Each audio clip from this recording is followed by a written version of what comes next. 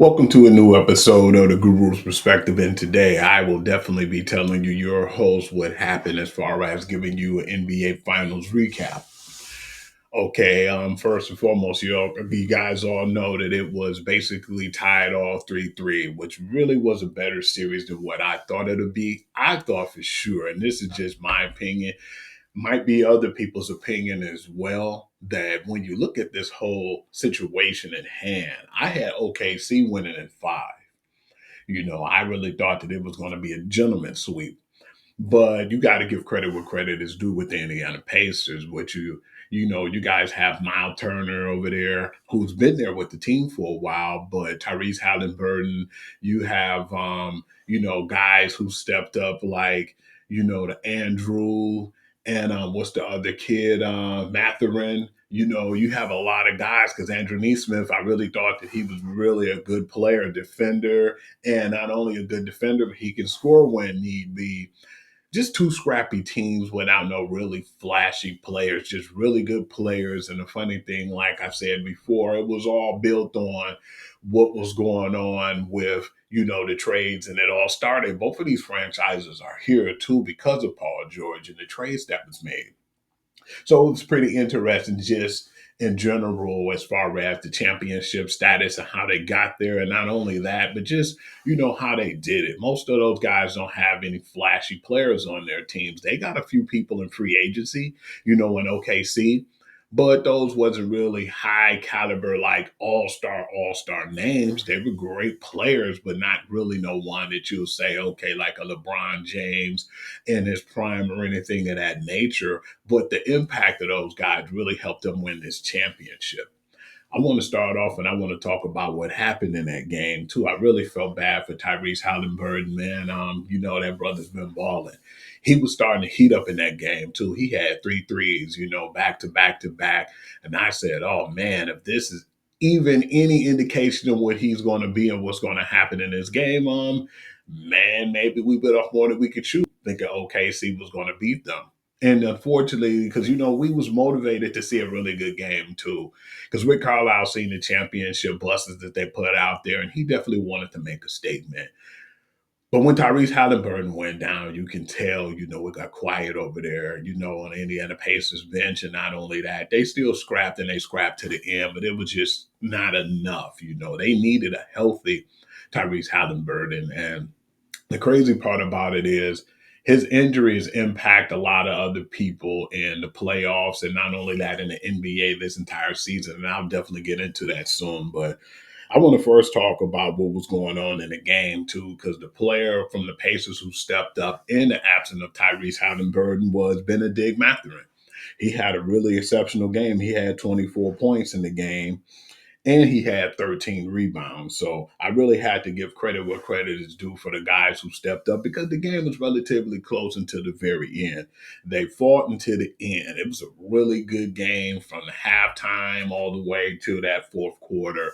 I just felt like it wasn't enough for the Pacers without Tyrese Halliburton and, the perseverance of Oklahoma City. You had to give them credit where credit is due, especially being at home on their home court. But the MVP of the regular season is the MVP of the finals as well, and that's Shai Gilgeous-Alexander. He had 29 points and he had 12 rebounds. The cool part about this too is the fact, like I said, by them not having any flashy players, yeah, they got some players in free agency, and Alex Caruso, who's a savvy guard and he's scrappy, he's a pretty good leader as well. But then I believe the X factor of this all is no disrespect to Chet Holmgren because he is 7 feet, but he doesn't play the position of the center. I hate the fact that they're trying to take that from the game nowadays. They want to make it a hybrid forward and all this other BS. But the game is not the game without a center. And that's what they went out there in free agency. And I really feel like with Alex Caruso and Isaiah Hartenstein, that's what took them over the top. You had the veteran leadership, and then you had a scrappy blue chip player who can play the position as center and let Chet Holmgren, play the power forward position. He can grab the rebound, block shots, and do different things as well. But he's more of a traditional center, and I think that's all they was really missing was a big who can control the inside of the paint. And that's what happened in this game. And so I definitely give credit where credit is due with the OKC Thunder to win with a team that didn't really have a lot of flashy players too. And it's crazy because when, you had Kevin Durant leave, and then you turn around and have Russell Westbrook and you have their big three all leave, and James Harden. It was crazy to see that without any of those guys, the rebuild was strong and they ended up winning the championship. So that final score was 103-91. And congratulations once again to the OKC Thunder. I want to go on and I want to talk about a couple more things as far as the stats go when it comes to this championship. And I believe Sam Presti basically believed in the process of his team and what he could do as far as the rebuild. He went from a rebuild to being the 2024-2025 NBA champions. And it all started on October the 12th when he traded James Harden. I mean, October 2012 when he traded James Harden, of course. And OKC received Kevin Martin, Jeremy Lamb, two first round picks, Steven Adams, and a second round pick. And then KD left in 2016 in free agency after, having the 3-1 lead on the Golden State Warriors and then losing to them. He went over there to that team. It was a slap in the face to a lot of people at the time. But I would like to say, hey, you can say what you want to, but he still won two championships out of it. I want to go on now and say after KD left in 2016 in free agency, OKC traded for Victor Oladipo and Domantas Sabonis on July 2017, and they received Paul George. That was going to fill the void of Kevin Durant, and I think it really didn't do as much of an impact. No disrespect to Paul George, but then they traded Paul George in July 2019. And this is where they start to get that team and they start to get a lot of those players and, the assets that they needed with OKC. So they received Shai Gilgeous Alexander from the Los Angeles Clippers, Danilo Gallinari, 5 first round picks, and 2 pick swaps. They traded Russell Westbrook July 19th, 2019, too. So it seems like they're pretty busy all the time in July when it comes to OKC. And I'm interested in seeing what's going to happen this season as well. They received Chris Paul, 2 first round picks, and 2 pick swaps. They ended up drafting Chet Holmgren, second overall pick, and Jalen Williams, the 12th overall pick in 2022. But they lost in the 2023 play-in game. In 2024, they lost the Western Conference semifinal to the Dallas Mavericks. They traded Josh Giddey on July the 24th. That's a hot month for them, man, to do trades and do things as far as to get that team together. But that's when they received Alex Caruso. And then they ended up getting Alex Caruso. And then in free agency, they got Isaiah Hartenstein, which I thought was the big X factor of this 2025 NBA championship. And what I was saying too before about Tyrese Halliburton when people getting injured, and having all these Achilles injuries, I think it was like 8, maybe 9 of them, through this entire NBA season. When you have 8 people who have Achilles injuries, you want to wonder what the heck is the factor and what's going on in all this. What I've noticed is, sorry, you guys, I had to take a break. It's hotter than hell outside. It's about close to 95 degrees in Michigan, and we've been having that heat wave for the last 4 days. But just trying to stay cool and hydrated. And I'm upstairs doing the podcast, so I hope you guys appreciate this what I'm telling you.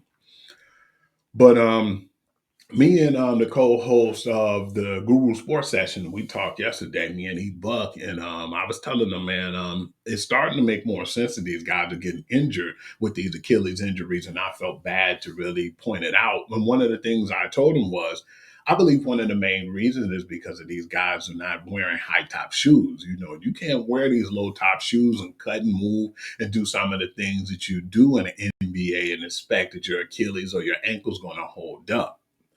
When they've been doing that with these low top shoes, they don't even take up their ankles or anything neither. So that's been pretty weird. And that's been an obvious point that I've been, talking about because I know Kevin Garnett was one of the first people to mention that, him and Paul Pierce on their podcast.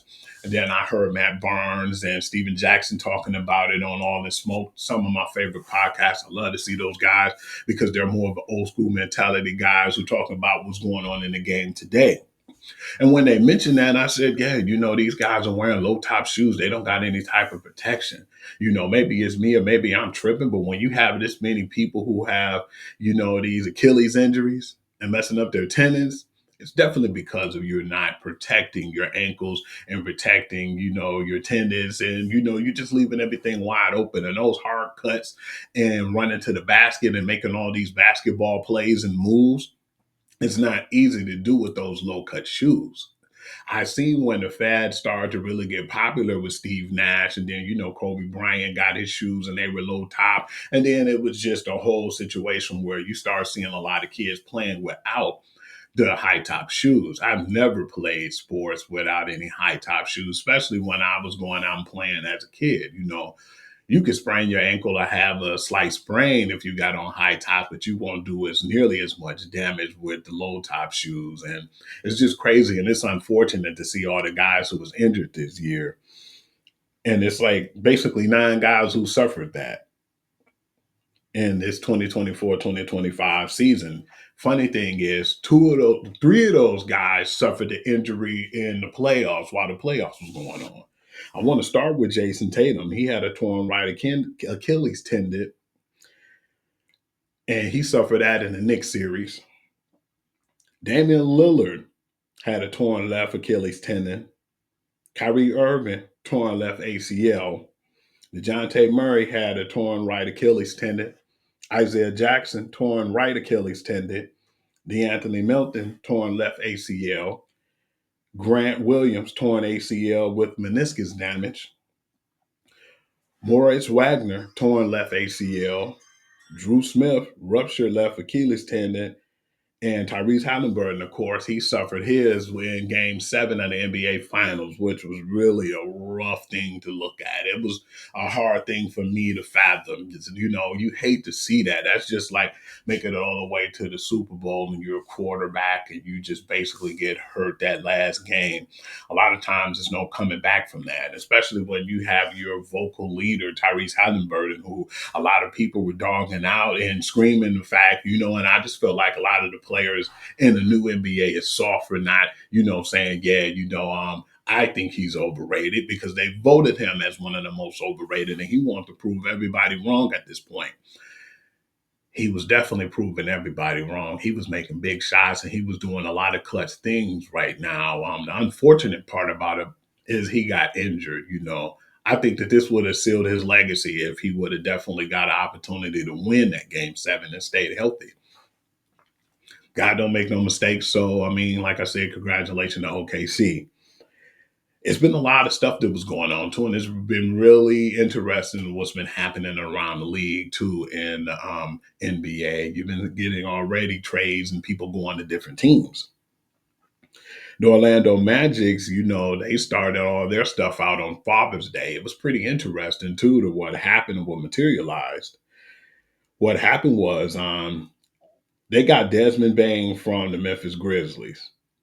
And when they got Desmond Bain, they got back Cartavius Caldwell Pope.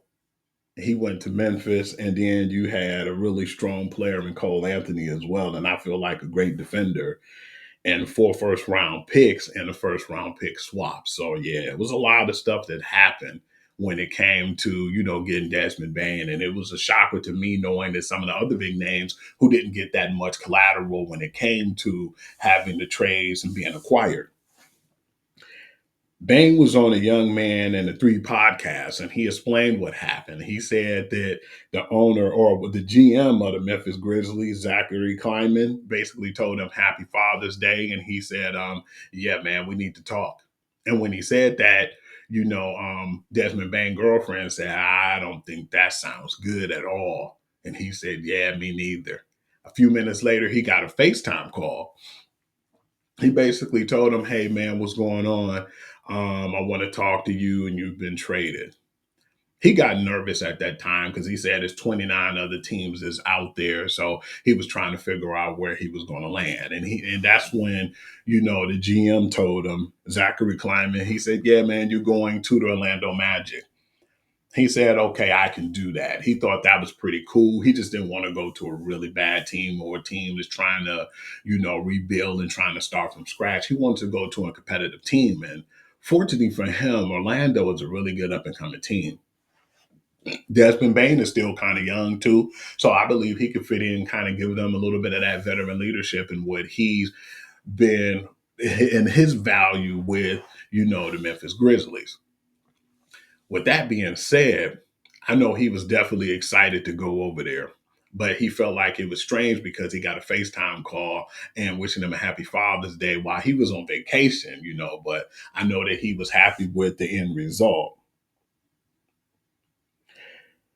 And the funny part about this is Desmond Bain cost more first round picks than Kevin Durant and Luka Doncic combined. That's what I wanted to talk about. The Houston Rockets received Kevin Durant, and they did this in a trade move. The Phoenix Suns received Jalen Green, Dylan Brooks, and a number 10 2025 pick and five second round picks. So I felt like, man, I thought that, KD would probably be a little bit more worth first rounders than just the one that he already was. So yeah, you got him, but I mean, the first round draft picks didn't come along with it. It didn't materialize, and he's one of the best scorers in the game. I think maybe the injuries and the age might have played some factors into it. But the Mavericks received Anthony Davis. Let me roll back. I'm sorry, you guys. The Lakers received Luka Doncic, Max Kleber, and Markeith Morris in the trade. And that's when the Mavericks received Anthony Davis, Max Christie, and a 2029 first round pick. It's like them two combined only was worth two first round picks, and you got four for Desmond Bain. So that was kind of a head scratcher to me. No disrespect to Desmond Bain. I've always liked his game. He's a good two-way player, and he's a good team leader as well. When all that stuff been going on with Ja Morant, he's still been playing his game. And I think that was the piece that was missing then, too, when they were trying to make their runs, and Ja Morant constantly getting in trouble. And then when he wasn't in trouble this year, he was out with an ACL injury, unfortunately. But the Grizzlies received that pick with Katavious Caldwell Pope and Cole Anthony. I think that's really going to be good for them, man. Hopefully, Ja can be healthy because I definitely believe that's going to help build that team. That's going to be very important too to get those two key players. But the four first round draft picks are unprotected as well, and they got that first round pick swap. So, I mean, I want to see how valuable those picks be. But still, you get four first rounders for a gentleman of a Desmond Bain caliber, and Kevin Durant and Luca only get two combined. So yeah, I thought that was kind of strange. I want to talk a little bit more about some of the things and some of the stats that have been going on with the champions and the double MVP. He was the league MVP and the finals MVP. That's SGA, Shai Gilgeous Alexander. He had the most points in a single playoff run in NBA history. He had 638 points. Luka Doncic had 635. Stephen Curry had 620. And Kyrie Irving had 530. In game four of the NBA Finals, Jalen Williams went 11 for 11 from the free throw line, and Shai Gilgeous Alexander went 10 for 10. They became the first teammate duel to make 10 plus free throws without missing in an NBA final game. I also want to talk about SGA scoring 15 points in 5 minutes of the fourth quarter. That was one of the games that I felt like when I knew it was over. No disrespect to the Pacers, because I thought if they would have won that game, it would have been a huge possibility that they would have pulled off their championship. And they were up and they were leading in the game. But SGA went in that last quarter and he just went off. And with those 15 points that he scored, in that fourth quarter on June the 13th, they say that was the most points of any player has scored in the last 5 minutes of the NBA final game this century. So, yeah, man, that's what shows why he is who we thought he was, and that's the MVP of this year. or the league in general. And he also joined some elite company as well that I want to talk about, regular season and NBA Finals MVPs. Willis Reed had both the NBA regular season MVP and the Finals MVP in 1969-70. Kareem Abdul-Jabbar 1970-71. Moses Malone 1982 and 83.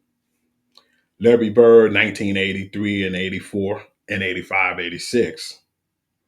Magic Johnson 1986 and 87. Michael Jordan 1990, 1991. 1991, 1992, 1995, 1996, 1997, and 1998. That's why people always, when they mention this man, they mention him as the GOAT. I'm just saying. Hakeem Olajuwon in 1993 and 1994. Shaquille O'Neal 1999 and 2000. Tim Duncan 2002, 2003. LeBron James, 2011, 2012, and 2012, 2013. And of course, Shai Gilgeous Alexander, 2024, 2025. I want to get into some of the stuff too, as far as what's going to happen as the NBA draft as well. The strange thing about the NBA draft is I know a lot of people wasn't probably aware of it. That comes on actually tomorrow. The NBA draft is Wednesday, June the 25th, 2025. But the numbers of players declared for the NBA draft, the lowest in 10 years, that lets you know the NIL is working. And I feel like that's a good thing because the kids can go to college and they can make money as well. And things even get more exciting. And I'm going to talk into that too as well. The draft number by year of the guys that were coming out of school. 2021, they had 353 guys declared for the NBA draft. 2022, 283. 2023, 242, and it started gradually dropping. 2024, 201, and the lowest that's been in 10 years. And 2025 is only 106. But more things that happened too as well that I want to discuss. And I want to definitely talk about what happened and what's going on with, in general in college sports. On June the 6th, 2025, Judge Claudia Wilkin approved a settlement on Friday in three separate federal antitrust lawsuits, including House versus NCAA, opening the door for NCAA schools to pay athletes directly. Now, you heard what I just said. NCAA schools can pay athletes directly now. So the schools don't have to even worry about anything else. They could just pay you, directly out of their school and out of their organization. That's pretty big for the game today because the NIL deals was basically like endurance deals, or if you get an endorsement deals, that's what I meant to say. Those was more like endorsement deals from different places, and people giving you money or giving money for your name and likeliness. So now you could get it directly from the school. That is huge. That is something that's big, and we've been waiting for many years. I've known as long as I've been talking podcasts from when I first started with my buddy Jay Lou, and to this day, how we felt like they were pimping the players and they were mistreating them. And now you look at it where they could get paid directly from the college. And not only that, it gets better. Of course, it's a lot to still sort out and get together, but at the same time, they're going to at least bring in some guidelines for the college athletes as well. They said they look forward to implementing a historic settlement designed to bring stability, integrity, and competitive balance to college athletes, while increasing both scholarships, revenues, and opportunities for the student athletes in all sports, said the Big Ten Commissioner Tony Petitti in a statement. For 2025-2026 school year, the cap for schools to pay in current athletes is expected to be approximately 20.5 million per school at the major college level. Athletes will also be allowed to earn additional money through name, image, and likeness, the NIL deals, revenues, but those deals will not be scrutinized by a third party. the College Sports Commission to ensure there is a valid purpose for the deal. Basically, meaning it has to be something legit as far as the revenues and endorsements they're getting. Additionally, as part of the settlement, NCAA schools will pay approximately 2.8 billion dollars in back damage over the next 10 years of athletes that competed from 2016 to the present day that lost NIL opportunities. That's really big, and I'm so excited about that because I've always felt like those guys was getting, mistreated, and I felt like schools was making so much off of these athletes, and it wasn't fair to me. But now I am definitely happy for those guys, man. You're not going to see a lot of kids just up and leave college or be a one and done or two and done. They're going to stay. They're going to get their education. You know, I believe if you're really struggling and you're trying to make a way for your family, then you possibly might go in the NBA when they give you the green light. But still, more guys are going to stay in school because the money is there. You could get the money, directly from the schools, and you can still have an NIL deal. It's only going to get better. I believe it's going to be worth doing your 4 years in college now and getting your education and doing what you need to do before you go to the NBA. I still feel like it'll be better to me, in my opinion, because you'll be more developed as a player. You'll have more character, leadership, and not only that, you'll be more mature when it's time for you to get into the NBA. So I think this is a really good deal all around. And I'm very thankful to hear that because, that makes me happy from all the years we felt like that they wasn't getting credited and the guys who were getting money or like bootleggers and alums and people was giving them money under the table, they were getting basically penalized for that. And I didn't feel like that was right when you're making all this money off these kids and now they can finally get what they're owed and what they deserve. So congratulations to not only just the NCAA, but just the gentlemen who made this possible. From the O'Bannon brothers, from everybody who put their hands in this and got involved for these kids to get what they're worth. Congratulations, man. You guys made a hell of a deal. And not only that, you made it better for the kids from years to come. So that's really huge. And I appreciate that as a college fan. I want to get into a little bit of MLB stats because I know a lot of people probably don't watch baseball, but it's that time of season. It's starting to get to the trade deadline and the All Star game, and I still feel like my team still make some big impactful moves. I know this year we're going to be buyers versus sellers, but we need to get more players and get better pitching in our bullpen because we had a few injuries, but without Turek Skubal, most times I know those games are pretty much automatic for us to win. Sometimes he probably lose here and there, which is a shock to me. But we need to straighten up or strengthen up our bullpen. Need to get more quality pitchers after him to go in our bullpen. Get some guys who can help set us up in the middle to the late innings, and then for our closer to do his job as well. But we still have a little work to do, even though I still feel like we're definitely overachieving from how well we played in the playoffs last season. And what we're doing this year is pretty incredible for me. I'm enjoying the ride. Sometimes I get a little upset as a fan. I'm starting to get spoiled now. You had the Pistons go to the playoffs and play pretty good. And then you turn around and then you have other teams like the Detroit Lions who've been bad for so many years. And then now you finally got a legit team. And then now the Tigers are back on board. The only team I still feel like need to get it together is the Detroit Red Wings. And I think we'll be back to Sports City again. But besides that, I want to talk about a few things as far as baseball. Here we go. There has been over 450 instances in the modern era of the MLB team allowing 8+ runs in an inning to open the game scoring.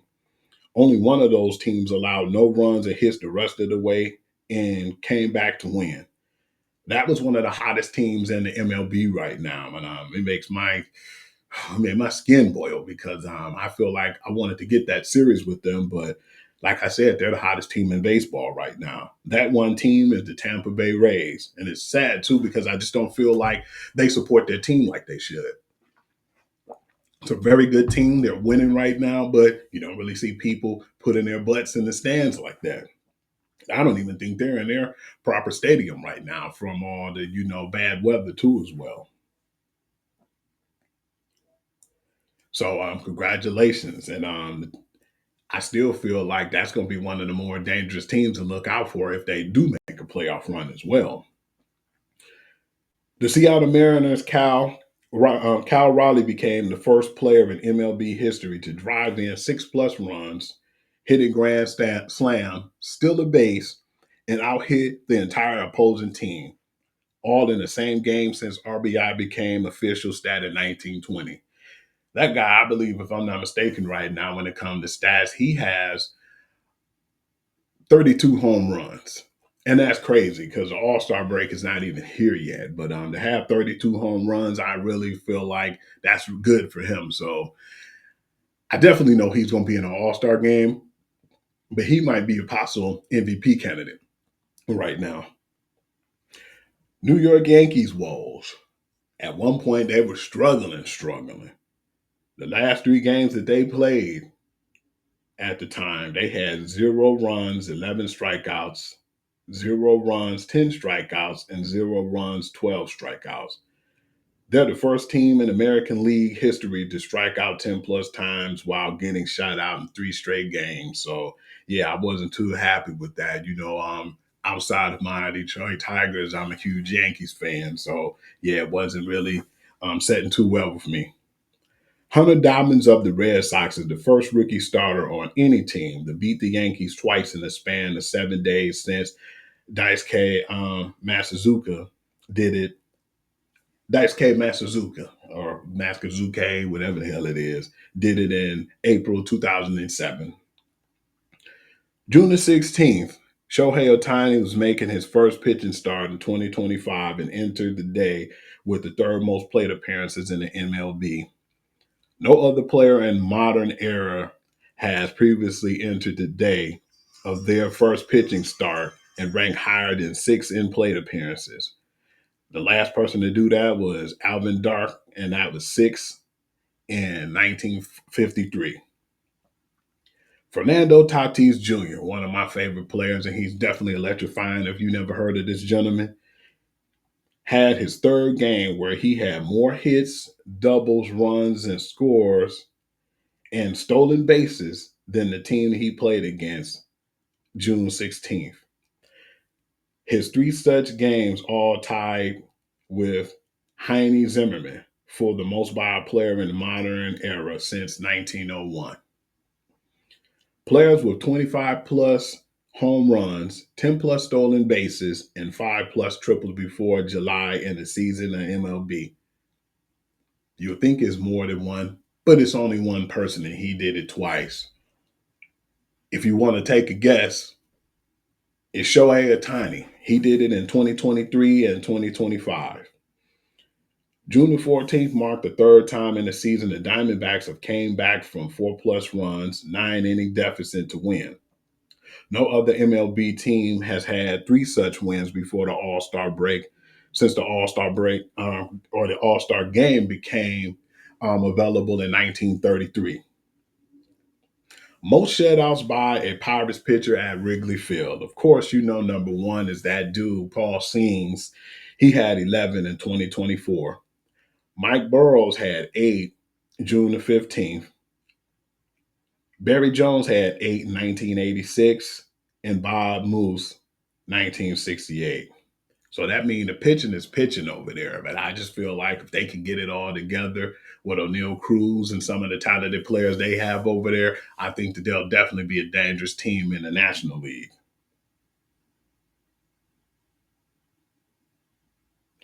This is something else that's pretty interesting to me because me being a huge fan, Paul Skeens has pitched at least 5 innings, while allowing no more than one run in each of the last 7 starts. Every other pitcher in the modern era to do 7 starts in a row has notched at least 4 wins.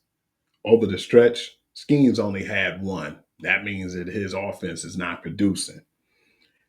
In 2025, the D-backs Corbin Carroll already has 4 games with multiple homers and 2 games with multiple trippers. The last MLB player to have at least 4 multi-homer games and 2 multiple triples games over that entire season is Willie Mays in 1955. So congratulations, man. Not only are you a great player, but you got some great company because Willie Mays, when you're talking about one of the best players, You talking about one of the top five of all time, in my opinion. Left-handed pitchers earned the win in 10 of their last 12 MLB games on Wednesday, June the 18th. That's an 83.3%. And that's the highest percent of the game won by lefties on any single day with at least 10 games pitched in the modern era. I also wanted to talk about one other thing. I'm sorry, I forgot about this. I had two other things to talk about when it came to basketball as well. I wanted to talk about those before I get off the air. One of them was the Boston Celtics trading their, high caliber all star two-way guard in Drew Holiday. They traded him to the Portland Trailblazers. I don't believe he's going to be over there that long. I would be surprised if he don't get a buyout or go to a contender. But at this time, the Boston Celtics got Anthony Simons. So I really feel like in that case, they've been looking more for offense. But this year, when it comes to after what happened with, Jason Tatum with his Achilles injury, definitely in the playoffs, I don't think he'll be back next season. So I believe right now what they're trying to do is they're trying to work some of that money off of their salary cap. And right now, I thought that was a smart move because I feel like this is the prove it year for Anthony Simons, but at the same time, they saved 40 million for, going ahead and trading for Drew Holiday to the Portland Trailblazers as well. One other thing I wanted to talk about was the weirdest thing that I saw, one of the stats that I seen, and that was on my algorithm for a while now. They were saying that a young kid that's going to be on OKC, well, he already was drafted by OKC, Nikola Topic. This man already has an NBA title in a ring and hasn't played a single game yet. The 6'6", 19-year-old guard, what happened was, if I'm not mistaken, he was injured before the season and he couldn't play.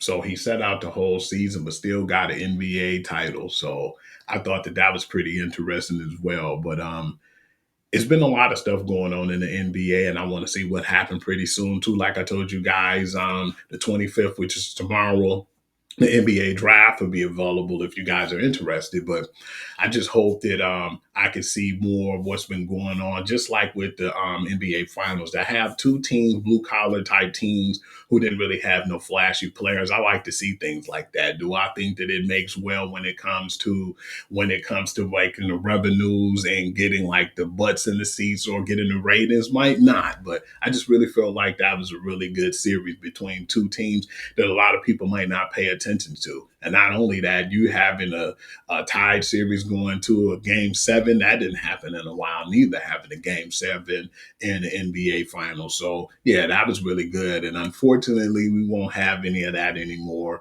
this year. But then at the same time, for all my MLB fans, I will be talking and I will have a short show that I'll be discussing what's going on, probably some of the stats like I constantly do, give you some crazy stories that happen, and even talking about Byron Sellers and going into the All-Star break.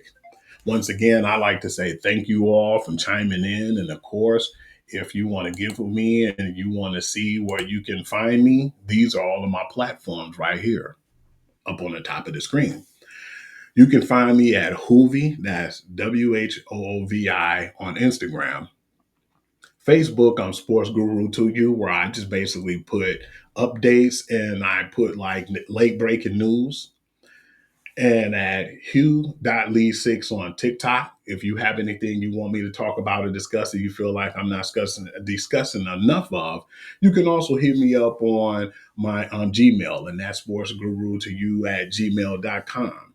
Once again, I'd like to say thank you all for chiming in, showing me love, and I appreciate you. But at the end of the day, I know it's getting shorter for me, like as far as the topics when it comes to like the sports and the news around the league. So I might just only do two more episodes before it gets to the point where I shut it down and get ready for season two. But like I said, thank you all. Have a blessed day. And if you're in Detroit, man, stay hydrated and beat this heat and try to stay cool. Love you all. Peace.